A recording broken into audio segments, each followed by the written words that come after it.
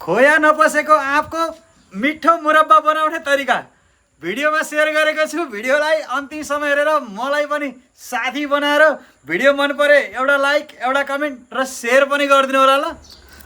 यो वर्ष धेरै जसोको यस्तै सानो सानोमा आँप खसेको छ। यस्ता आँपलाई यसरी बोक्रा फालेर एक दिन जति मजाले घाममा सुकाउने। सुकाइसकेपछि थोरै तेलमा मेथी, जिरा, मिठा सौँफ अनि थोरै अजवाइन, ज्वानो र सुकेको खुर्सानी राखेर फुराउने।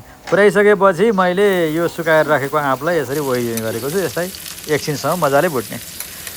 फुटिसकेपछि यसमा स्वादअनुसार थोरै बेसार, नुन, तपाईँले कालो नुन थोरै मात्रामा, बिरे नुन पनि मिसाएपछि स्वाद अझै मिठो हुने गर्छ। अब यसलाई गुडमा आफूमा भएको गुडलाई यसलाई मिसाएर एकछिनसम्म मजाले पाक्न दिने। पाकिसकेपछि अब यसमा भनेको तपाईँले गुड थोरै चिनी पनि मिसाउन सक्नुहुन्छ, किनभने धेरै गुडले अलिकति कालोपना गुड राम्रो भएन भने आउँछ।